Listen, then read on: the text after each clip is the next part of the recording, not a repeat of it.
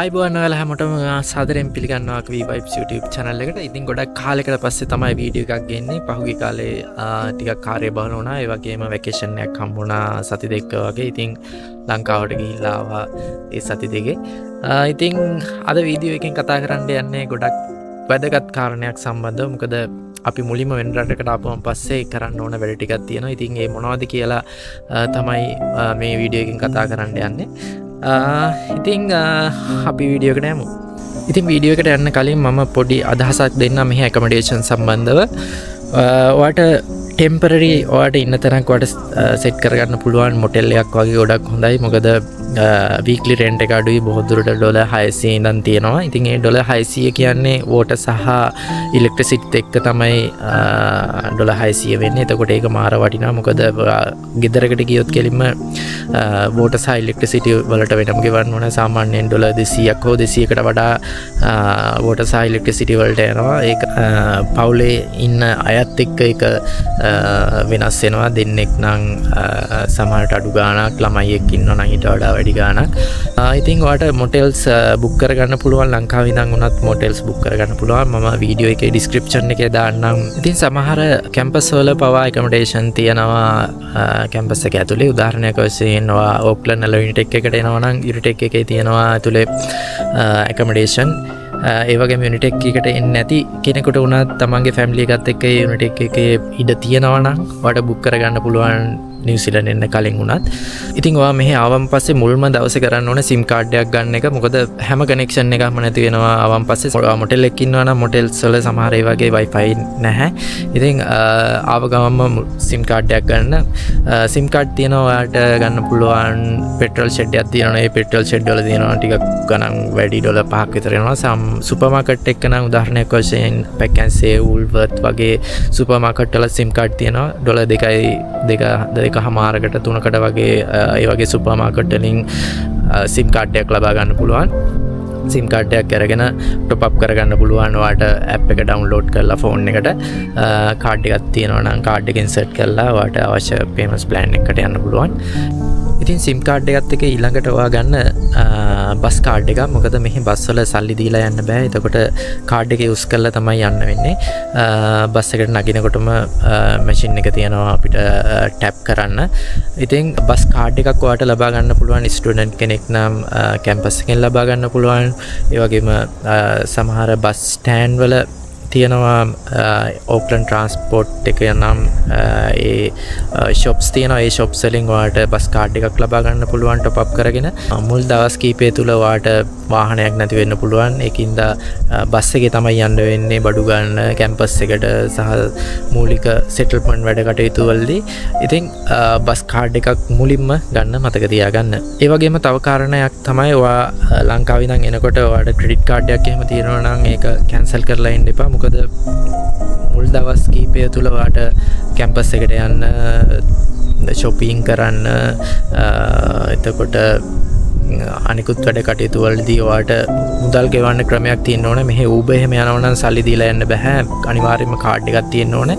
එතකොට credit card එකක් තියෙනවා නම් ඒක අනිවාර්යයෙන්ම තියාගන්න. මොකද ඒක මාර විදියට වටිනවා මෙහි ආපුවම ඉනිෂියල් වැඩ කටයුතු වලදී.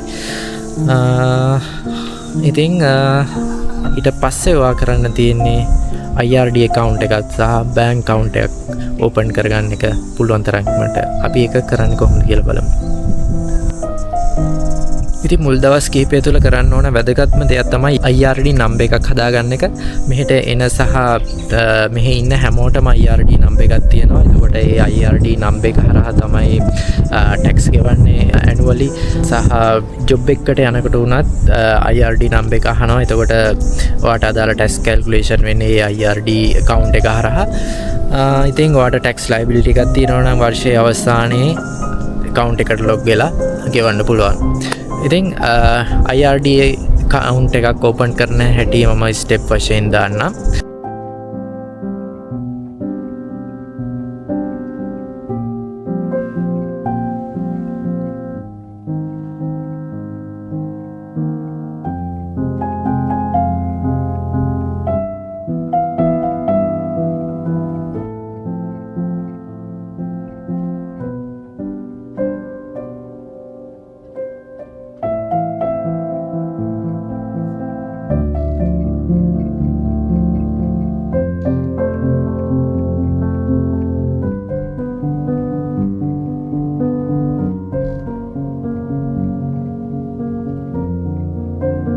ඒවගේම IRD නම්බ එක අවශ්‍යනවා. ඔයා බැංක් account එකක් ඕපන් කරනකොට වුණත් බැංකුවෙන් අහනවා ඇඩ්‍රස් ප්‍රූෆ් බැංක් account එකක් ඕපන් කරනකොට. එතකොට ඇඩ්‍රස් ප්‍රූෆ් විදියට IRD account එක හරහා එන ඇඩ්‍රස් ප්‍රූෆ් එක ඔයාට දෙන්න පුළුවන් බැංක් account එක ඕපන් කරන්න. ඉතින් අනිවාර්යයෙන්ම IRD account එක ඕපන් කරාන් පස්සේ ඔයා ඇතුළත් කරන username සහ password අනිවාර්යයෙන්ම මතක තියාගන්න. මොකද ඉස්සරහදී ඒ account එක තමයි ඔයාට මෙහි ඉන්නකම use කරන්න වෙන්නේ tax purpose වලදී. හරි. ඊළඟට අපි බලමු බැංක් account එකක් ඕපන් කරන්න කොහොමද කියලා. ඉතින් බැංක් account එකක් ලංකාව වගේ එක දවසින් ගිහිල්ලා ඕපන් කරලා කාඩ් එක අරගෙන ඉන්න බෑ. මෙහි පිළිවෙලක් තියෙනවා. මුලින්ම ඔයා ඔන්ලයින් ලොග් වෙලා අපොයින්ට්මන්ට් එකක් දාගන්න ඕන බැංකුවේ. බැංකුව තියෙනවා මෙහි උදාහරණයක් වශයෙන් ASB බැංක් තියෙනවා, ANZ බැංක් තියෙනවා, BNZ බැංක් තියෙනවා. මේ බැංකුවල ඔයාට බැංක් account එකක් ඕපන් කරගන්න පුළුවන්. ඔන්ලයින් අපොයින්ට්මන්ට් එකක් මුලින්ම ඔයා දාන්න ඕනේ. එතකොට ඔයා ඔවුන් ලබා දෙන දිනේ බැංකුවට ගිහිල්ලා ෆිසිකලි විසිට් කරන්න ඕනේ. එතකොට ඒ දවසේ ඔයාට ඇඩ්‍රස් ප්‍රූෆ් ඔයාට ඉදිරිපත් කරන්න පුළුවන් බැංක් account එකක් ඕපන් කිරීමට අදාළව. ඉතින් බැංක් account එකක් ඕපන් කරපුවම පස්සේ ඔයාට දෙනවා මුලින්ම කාඩ් එකක්. එකෙන් ට්‍රාන්සැක්ෂන් කරන්න බෑ. කෑෂ් ඔයාට ලබා ගන්න පුළුවන් මැෂින් එකෙන්. සතියකින් හෝ දෙකින් ඔයාට වීසා කාඩ් එක ඔයාගේ ගෙදරට එනවා බැංකුවෙන්.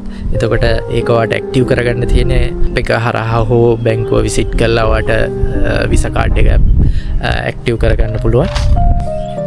ඉතින් මේ ටික කරගන්නත් පස්සේ ඔයාට ඊළඟට කරන්න තියෙන්නේ ගෙදරක් සහ ජොබ් එකක් හොයාගන්න එක.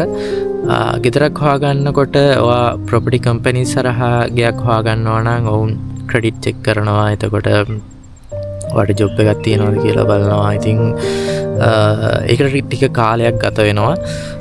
ඒ වගේම ඔයාට මාකට් ප්ලේස් එකෙන් ගෙවල් හොයාගන්න පුළුවන්. ඒක නම් අර වගේ ටෆ් නැහැ. ඔවුන් මාකට් ප්ලේස් එකෙන් ගෙවල් ටිකක් ලේසි ගන්න. මොකද ඕනත් එක්කම තමයි කෙලින්ම නිගොෂিয়েට් කරන්න තියෙන්නේ. එතකොට අර වගේ ලොකුවට බලන්නේ නැහැ. ක්‍රෙඩිට් චෙක් කරනවා. නමුත් අර වගේ ටෆ් විදියට බලන්නේ නැහැ. එතකොට ඔවුන් එක ඩීල් කරන්න ලේසි. ඉතින් මාකට් ප්ලේස් එකෙන් මං හිතන්නේ ගොඩක් දුරට ලේසි ප්‍රොපර්ටි කම්පැනිස් හරහා ගෙයක් ලබා ගන්නවට වඩා. හරි, ඊළඟට අපි බලමු ගෙදරට අවශ්‍ය ෆර්නිචර් සහ අදාළ අයිටම් කොහෙන්ද අඩුවට ලබා ගන්න පුළුවන් ප්ලේසස් මොනවද කියලා. ඉතින් මෙහි තියෙනවා OP shop, Salvation Army, එතකොට Habitat කියලා තියෙනවා. ඒ වගේ තැන්වල second hand furniture, ගෙදරට අවශ්‍ය උපකරණ ඒ වගේ තැන්වලින් ලබා ගන්න පුළුවන්. ඉතින් සමහර ප්ලේසස් වලින් Salvation Army වලින් ඔයාලට ට්‍රාන්ස්පෝර්ට් උත් ලබා දෙනවා. ඒකින්ද රෝවරි වෙන්න දෙයක් නැහැ. බඩු ගේනෙක් ගැන උනත් ඔයාලට ෆිසිකලි විසිට් කරලා අවශ්‍ය බඩු ටික තෝරගෙන පේමන්ට් එක කරලා එතන ඕඩර් එක දාලා දිනයකුත් බුක් කරගෙන එන්න පුළුවන්. එතකොට ඒ අදාළ දිනේදී ඔවුන් ගෙදරටම ඩිලිවර් කරනවා. ඉතින් ඒක ගොඩක් වටිනවා.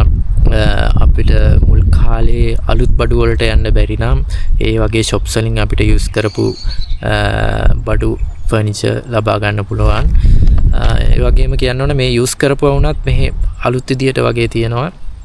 ඒකින්ද ඒ කියන්නේ වොරි වෙන්න දෙයක් නැහැ. බෙඩ් එකක් වුණත්, එතකොට බෙඩ් බේස් එකක් වුණත්, එතකොට පුටු මේස මේ ඕනෑම එකක් use කරපුවා නැවත කාලයක් වුණත් use කරලා විකුණලා දාන්න පුළුවන්. මොකද මෙහි ඉන්න අය එක තැනකට බේස් වෙලා නැහැ. ලංකාව වගේ අවුරුදු ගණන් පරම්පරා ගණන් එකම තැන ඉන්නේ. සමහරු කාලයක් මෙහි ඉන්නවා, සමහරු ආයෙ සවුත් පැත්තට යනවා විකුණලා දාලා. ඉතින් එහෙම මේ බඩුවල ක්වොලිටියේ එහෙම ලොකු ප්‍රශ්නයක් නැහැ. අපිට use කරලා ආයෙත් කෙනෙකුට උනත් use කරන්න ආයෙ විකුණන්න පුළුවන්. ඉතින් ඒ කාරණා කීපය තමයි මේ වීඩියෝ එකෙන් කතා කරන්න ඕනේ කියලා හිතුනේ. ඉතින් හැම දවසම චැලෙන්ජ් එකක්. ඔයාට බිඳුවේ ඉඳන් පටන් ගන්න ඕන. සැලෙන්න එපා. ඔයාට කවදා හරි දවසක මේ චැලෙන්ජ් වලට යන්න පුළුවන්. ඉතින් තවත් වීඩියෝ එකකින් නැවත හම්බ වෙනතුරු ගිහින් එන්න. සුබ දවසක්.